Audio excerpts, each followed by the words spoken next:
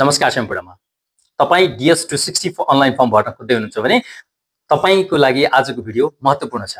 हो, हामीले DS 260 जुन इमिग्रेसन भिजाको लागि DV, ग्रीन कार्ड लगायतको अन्य इमिग्रेसन भिजाको लागि हामीले DS 260 भरिन्छ। यो फर्म भर्दै गर्दाखेरि पहिलो कुरो तपाईले के ध्यान दिनु पर्यो भने आवश्यक पर्ने कागजात जुन अघिल्लो भिडियोमा छ यो डकुमेन्टहरु सबै तयारी हुनु पर्यो। जस्तै तपाईको पासपोर्ट जो एप्लिकेन्टले वा डिपेन्डेन्टको तपाईले एप्लाई गर्दै हुनुहुन्छ र विवाह दर्ता म्यारिड हुनुहुन्छ भने तपाईको बाबा मम्मीको नागरिकताको कपीहरु, ओके, तपाईको पढाइको सर्टिफिकेटहरु, वर्क गर्नुभएको छ भने वर्कको सर्टिफिकेटहरु, यूएस को स्पोन्सर कसलाई हाल्ने, ओके, तपाईको केस नम्बर कति, जस्तै ग्रीन कार्ड हुनुहुन्छ भने आईबीएससी नम्बर भन्छ, केडीयू नम्बर भन्छ। यता डीबी तिर सुरुमा केस नम्बर हाल्नुहुन्छ। जस्तै डीबी को डीएस फर्म भर्दै गर्दाखेरि तपाईले केस नम्बर हाल्नुस् 2026 एएस।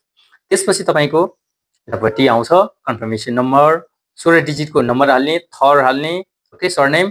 त्यसपछि तपाईको फुल डेट अफ बर्थ, कहिलेकाहीँ डेट अफ बर्थ मिस्टेक हुन पनि सक्छ। तपाईले मिस्टेक रहेछ भने पनि अब जे सुरुमा अनलाइन एन्ट्री गर्नुभएको छ त्यही अनुसारले सुरुको फर्म भित्र छिर्नलाई चाहिँ डेट अफ बर्थ हाल्नु होला र त्यहाँ बारकोड जुन क्याप्चा दिएको छ त्यो तपाईले हालेपछि त्यहाँ तपाईको DS 260 खुल्छ। र DS 260 डीबी को केसमा तपाई म्यारिड हुनुहुन्छ भने तपाईको स्पाउसको, बच्चाहरुको सबैको खुल्छ। तपाईले आवश्यक पर्ने डकुमेन्ट कलेक्सन गरिसकेपछि यो फर्म पहिलो कुरो सुरुमै इन्ट्री गर्दाखेरि कुनै के मिस्टेक रहेछ भने पनि तपाईले त्यही चारवटाको सरफेसली नाम, थर र डेट अफ बर्थ अलरेडी छ। मेल फिमेल जेन्डर पनि अलरेडी तपाईको टाइप भएको हुन्छ। त्यो इन केस मिस्टेक रहेछ भने पनि तपाईले सच्याउन सक्नुहुन्छ इन केस पार्शियल छ भने। ओके, अब जाउँ हामी सिधै यो फर्म तपाईले भर्नु भन्दा अगाडि तपाईले केही चीजमा बेसिक टर्म जान्न पर्ने हुन्छ। आवश्यक डकुमेन्ट कलेक्सन गर्ने, यो फर्म एकचोटी सबमिट गरेपछि पुनः रिओपन हुँदैन, यो लक भएर बस्छ अनि बल्ल मात्रै सेकेन्ड लेटर प्रोसेस वा ग्रीन कार्डको चाहिँ जसको बुवा आमा वा स्पाउस भिजा, सिब्लिङ भिजाको एप्लाई गरेर DS 260 भर्दै हुनुहुन्छ भने त्यहाँ चाहिँ जम्मा एकजनाको मात्रै डिपेन्डेन्टको चाहिँ टोटली आउँदैन। धेरै जसोको सिब्लिङ भिजाकोमा चाहिँ डिपेन्डेन्टको पनि आउँछ, स्पाउस र बच्चाहरुको डीबीको जस्तै हुन्छ भने बुवा आमाको केसमा चाहिँ इन्डिभिजुअल फर्महरु DS 260 खुलेको हुन्छ, उहाँहरुको छुट्टा छुट्टै भर्न पर्ने हुन्छ। अब यी सबैले ओभरअलमा DS 260 को फर्मको फर्मेट चाहिँ ओभरअलमा एउटै प्याटर्नको हुन्छ जुन एउटा सिकिसकेपछि तपाईले अरु पनि भर्न सक्नुहुन्छ। अब यो फर्म एडिट हुँदैन, पछि एडिट गर्न मिल्दैन, एकचोटी सबमिट गरिसकेपछि त्यो कन्सेप्ट राखेर तपाईले अब म बिस्तारै स्टेप बाइ स्टेप तपाईलाई सबै फर्म भर्ने सजिलो तरिका भन्ने छु। तर तपाईले त्यो सबैको जीवनमा DS फर्म भर्दाखेरि एउटै प्याटर्न हुँदैन। सबैको म्यारिटल स्ट्याटस फरक हुन सक्छ, एकाडेमिक फरक हुन सक्छ, तपाईको ट्राभल हिस्ट्री फरक हुन सक्छ। विभिन्न कारणले गर्दाखेरि तपाईले सुरुमा भरेको विवरण एउटा रियलमा एउटा थियो भने पनि तपाईले फर्म भर्दाखेरि अलिकति गलत गर्नु भएको छ भने त्यहाँको त्यसपछिको DS फरक हुन सक्छ। जति जे नै भए पनि जेन्युन हुनुपर्छ, त्यो कुरो एकदम कन्सेप्ट क्लियर राख्नु होला।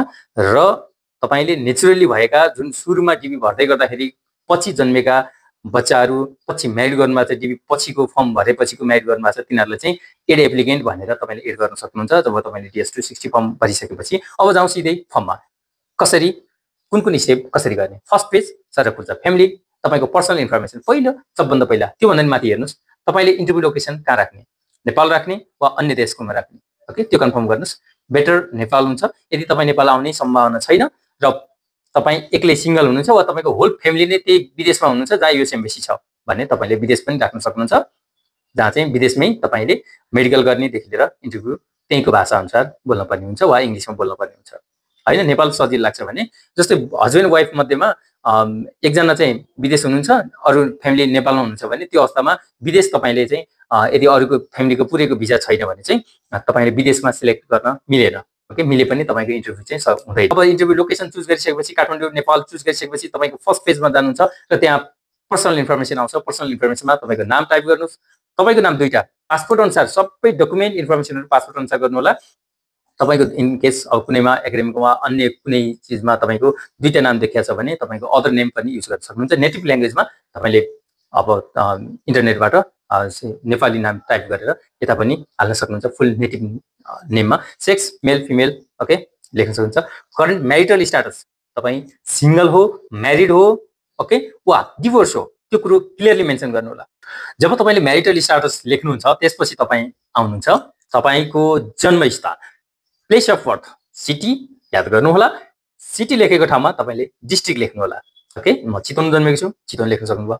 प्रेजेन्टमा तपाई कहाँ बस्नुहुन्छ, तपाईको जस्तै भरतपुर मेट्रोपोलिटन सिटी, ओके, तपाईको नगरपालिका गाउँपालिकाको नाम, वडा नम्बर खुलाउन सक्नुहुन्छ, city, district, state, province, okay, त्यसरी खुलाउन सक्नुहुन्छ। पोस्टल कोड अनिवार्य छैन नेपाल कन्ट्रीमा, तपाईको हाल्न पनि सक्नुभयो र कन्ट्री नेपाल वा विदेश बस्नु भएको छ भने विदेश त्यसरी लेख्न सक्नुहुन्छ। र अर्को एकदम महत्त्वपूर्ण कुरा त्यहाँ हेर्न सक्नुहुन्छ, तपाई उमेरले 16 वर्ष भन्दा माथि अहिलेसम्ममा कहाँ बस्नुभयो यो डिटेल तपाई पढ्न जानुभयो होला, काम गर्न जानुभयो होला, कुन ठाउँमा बस्नुभयो त्यो डिटेल पुरा लेख्नु होला।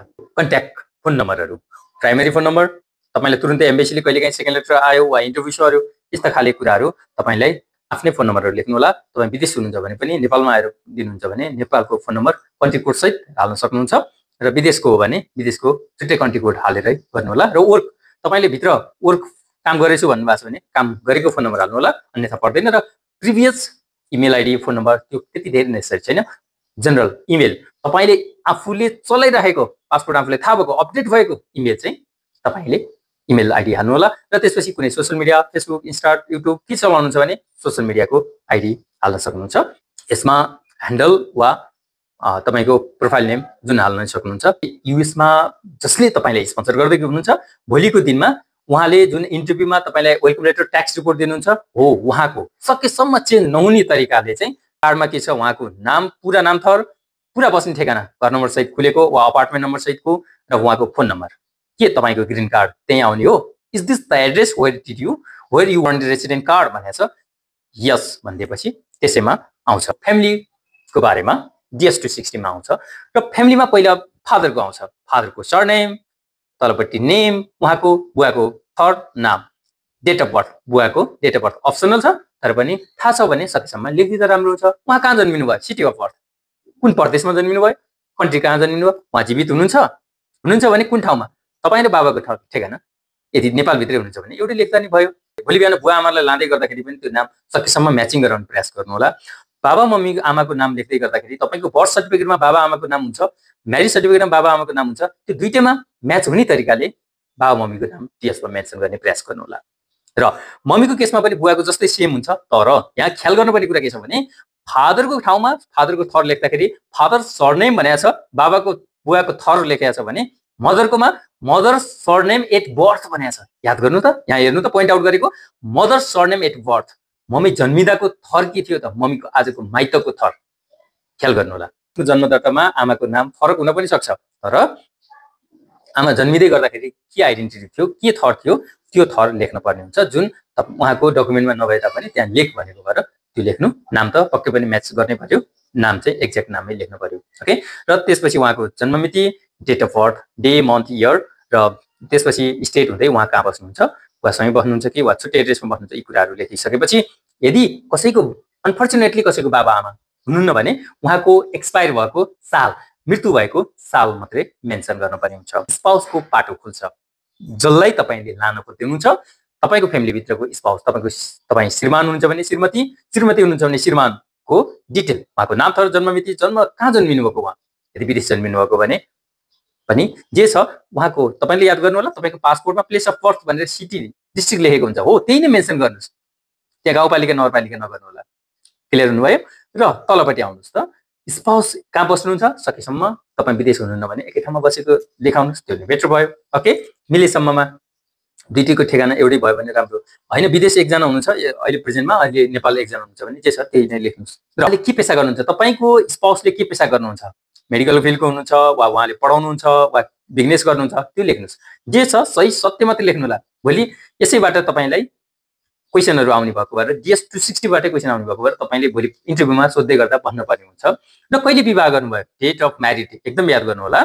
तपाईँले विवाहको मिति, डे, मन्थ, इयर गरेर मेन्सन लेख्नुपर्छ। बिहा कुन सिटीमा भयो, बिहा दर्ता कहाँ भएको छ त्यो अनुसारै विवाहको सिटी, स्टेट लेख्नु होला। र तपाईँको अब पहिलाको श्रीमती छ, डिभोर्स गरेको छ भने वा श्रीमान छ भने त्यो कुरा पनि मेन्सन गर्नुपर्ने हुन्छ। र त्यसपछि तपाईँको चिल्ड्रेन छ भने चिल्ड्रेनको बारेमा पनि तपाईले कतिवटा चिल्ड्रेन छन्, 1, 2, 3, उनीहरूको नाम थर, जन्ममिति, जन्मस्थान, र जो 21 वर्ष माथि छन् भने पनि तपाईले सुरुमा भन्नु भएको छैन भने पनि 21 वर्ष माथिको भए पनि तपाईको भए जतिका छोराछोरीको सही जे छ जन्ममिति त्यो सहित तपाईले इन्क्लुड गर्नुपर्ने हुन्छ। चाइल्डको इन्फर्मेसन, तपाईको प्राइमेरी अकुपेसन के हो, तपाईले के काम गर्नुहुन्छ, तपाईँ कुन फिल्डको हो, म स्टुडेन्ट हो वा केही ट्रेनिङ लिँदैछु वा जब बिजनेस छ वा यो फलाउने अफिसमा म ब्याङ्कमा काम गर्छु। ओके, तपाईँले मेन्सन गर्न सक्नुहुन्छ present employer or school name. Okay, कलेजको नाम वा स्कुलको नाम कुन ठेगाना छ त्यति मात्रै हो। अहिलेको तपाईँले वर्क एक्सपिरियन्स सबै चिज पासपोर्ट सबै डकुमेन्ट यति दुःख गरेर कलेक्सन गर्नुहुन्छ, सबै बनाउनुहुन्छ, तर DS-260 मा कहीँ पनि स्क्यान गरेर हाल्न पर्दैन। क्लियर रहनु होला। र तपाईँले मात्रै उनीहरूले मागेको यो फर्मेट अनुसारको इन्फर्मेसन मात्रै इन्ट्री गर्ने हो, तर कुनै पनि मिस्टेक भयो भने यो सचिँदैन। ओके, तपाईँलाई थाहा त इन्ट्री गर्ने एकदम नर्मल ठिक छ सबै चिज जस्तो लाग्छ, आफ्नो गल्ती आफैले पत्ता लगाउन सक्दैन। त्यही भएर मिल्छ भने आफैसँगै राम्ररी हेरेर 2 चोटि 3 चोटि गर्नुहोस्। श्रीमान श्रीमती हुनुहुन्छ दुईटैले चेक गर्नुहोस्, वा अनम्यारिड मात्रै हुनुहुन्छ भने आफ्नै घरको दाजुभाइलाई एकचोटि क्रसको लागि पनि यसो सरर हेर्नु होला। ओके, एकदमै 2 चोटि 3 चोटि चेक नगरिकन ब्लाइन्डली सबमिट गर्नु हुँदैन फर्म चाहिँ। हिसाब पहिला गर्नु भएको छ भने तपाईँले मेन्सन गर्न सक्नुहुन्छ, तर 2 महिना 6 महिना गरेको सामान्य पेसाहरूलाई लेख्नुपर्छ भन्ने चाहिँ छैन पहिलाको। तर प्रेजेन्टमा चाहिँ केही न केही गरेको चाहिँ केही भयो भने ल्याङ्ग्वेज लर्निङ गरेको छु, केही चिज सेल्फ प्रिपरेसन छ होइन, त्यो खाली लेख्न सक्नुहुन्छ। र अब महत्त्वपूर्ण कुरा, यदि तपाईँ एकाडेमिक छैन भने तपाईँले वर्कलाई चाहिँ ओनेट अनलाइन अनुसारै मिनिमम क्वालिफाइड हुने जुन छ त्यहाँको चाहिँ अब यो SLC पास हुने वा अनि विभिन्न केसहरूको केस फरक छ, मैले अघिल्लो भिडियोहरूमा पनि हालेको छु। त्यो अनुसारै वर्कहरू हाल्नु होला। त्यहाँ ओनेटमा जे देखाएको छ मिनिमम क्राइटेरिया पास हुनुहुन्छ भने, नत्र भने नर्मली +2 भ्याउनु भएको छ भने त्यतातिरको एक्सपिरियन्सले त्यति धेरै रोल खेल्दैन। कामै केही नै गर्नुपर्छ भन्ने चाहिँ छैन, तर केमा इन्गेज हुन्छ त्यो राम्रो हुन्छ। र अर्को महत्त्वपूर्ण कुरा यहाँ तलपट्टि हेर्नुहोस् त, intent to work in US। तपाईँ के कामको लागि अमेरिका सुरुमा जाने बित्तिकै के काम गर्नुहुन्छ भनेर भनेको छ। यो बहुत महत्त्वपूर्ण क्वेसन छ। यो अमेरिकाको इन्टरभ्यू US एम्बेसीमा जाँदा 100% सोध्ने क्वेसन यो मध्येमा यो पनि हो। तपाईँले US मा गएर के काम गर्नुहुन्छ? जनरली धेरै जसो नेपालीहरूले लेख्ने भनेको sales person in department store, grocery shop, okay, shopping centre, यिनै कुराहरू छन्। लेडिजहरूले पार्लर। ओके, अब यो मात्रै हुन्छ भन्ने छैन। तपाईँ जुन मेडिकल फिल्डको हुनुहुन्छ वा IT फिल्डको हुनुहुन्छ, सुरुमा चाहिँ तपाईँलाई जे पनि अलिकति गाह्रो हुन्छ उहाँको लाइसेन्स लिएर मात्रै गर्नुपर्छ भने इनिसियल फेजमा तपाईँले जस्तै होटल कुक सर्भिसको नलेजहरू छ वा अन्य चिजहरू छ भने पनि सम्बन्धित फिल्डको इनिसियल फेजमा म यो गर्छु र फ्युचरमा यो गर्छु भन्ने मेन्सन पनि गर्नु। सर्ट एन्ड स्विटमा यो पोस्ट यो चाहिँ काम गर्छु होइन, सेल्समा काम गर्छु, ग्रोसरी स्टोरमा वा डिपार्टमेन्ट स्टोरमा मेन्सन गर्न सक्नुहुन्छ। र त्यसपछिको महत्त्वपूर्ण कुरा, तपाईँले कुन लेभलको पढाइ भ्याउनुभयो, हेभ यु कम्प्लिट। ओके, तपाईँको लास्ट एकाडेमिक कुन छ भन्दाखेरि तपाईँको सबभन्दा पहिला तपाईँले 12 पास हुनुहुन्छ भने high school degree plus bachelor pass हुनुहुन्छ, university degree, master degree, PhD, doctor degree लगायत बिस्तारै तल जानु होला। र त्यसपछि तपाईँले अब SLC-बाटै लेख्नुहोस् तपाईँ मास्टर पासै भए पनि। ओके, डिपेन्डेन्ट केसमा पनि एकाडेमिकहरू हाल्नुहोस्, तर इन्टरभ्यूमा चाहिँदैन। हाम्रो अन्य भिडियोहरूमा पनि देख्न सक्नुहुन्छ तपाईँले। र एकाडेमिकमा तपाईँले हाई स्कुल लेभलको अब तपाईँको सुरुमा चाहिँ SLC-कै मेन्टेन गर्नुहोस्, कलेजको नाम, ठेगाना, कहिलेदेखि कहिलेसम्म पढेँ, कुन कोर्स पढेँ, ओके, कुन लेभल पढेँ, त्यसपछि फ्रम टु थाहा पाएसम्म चाहिँ डे मन्थ इयरै लेख्नुहोस्। अब एउटा हाइपोथेटिकल भ्यालु लेख्नु, कम्ती इयर चाहिँ मिलाउनुहोस्, इयर मिस्टेक लेख्नु सकेसम्म हुँदैन। ओके, त्यसलाई एटेन्डेन्स कहिलेदेखि कहिलेसम्म पढ्नु भयो, SLC level, inter level, bachelor level. Okay, जस्तै फर इक्जाम्पल मैले 12लाई धेरै जनरली 12 मिनिमम क्वालिफिकेसन भएको भएर म 12लाई फोकस गर्छु। हाई स्कुल डिग्री लेख्नुहुन्छ माथिपट्टि, तपाईँको have you attended any educational institute, yes. Okay, number of educational institute attendance 2 भयो। ओके, अनि त्यसपछि अब SLC-को 12कोमा चाहिँ अब त्यहाँ कोर्समा म म्यानेजमेन्ट हो भने म्यानेजमेन्ट साइन्स। ओके, त्यहाँभन्दा तल हायर लेभल। ओके, त्यसरी लेख्न सक्नुहुन्छ। ग्रेड 11 12 त्यहाँ के छ, C लेभल, SLC लेभल, त्यसरी गर्न सक्नुहुन्छ। र तलपट्टि अब ब्याचलर कुनै विषय पर्टिकुलर पढ्नु भएको छ भने त्यो खाली लेख्न सक्नुहुन्छ। र त्यसपछि अब अर्को छ मास्टर, जति पढ्नु भएको छ त्यो लेख्नु होला। र तपाईँको कुन देश घुम्नु भएको छ 5 इयर्सभित्र, 5 वर्षभित्र, ओके, त्यो लेख्नु होला।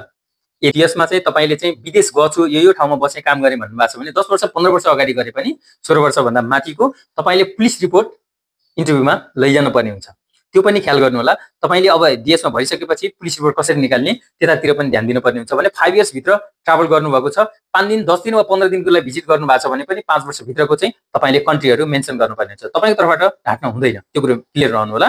र कहिलेकाहीँ फेरि हामीले चाहिने भन्दा बढी अनावश्यक लेख्दै गर्दा पनि समस्या हुन्छ, त्यो पनि ख्याल गर्नु होला। र तपाईँले यो सेक्युरिटी क्वेसनमा आउँछ, जब सेक्युरिटी क्वेसनमा आउँछ तपाईँले हेर्नु होला अलमोस्ट नो नै छ। सेकेन्ड, मेडिकलको भ्याक्सिनहरू लियो। ओके, यसलाई तपाईँले यस गर्न सक्नुहुन्छ। मेडिकल तपाईँले इन्टरभ्यूमा जानुभन्दा अगाडि मेडिकल लिइसक्नुहुन्छ र कोभिड लगायत विभिन्न भ्याक्सिनहरू सामान्यतया बच्चाहरूको पनि लगाइरहेको हुन्छ।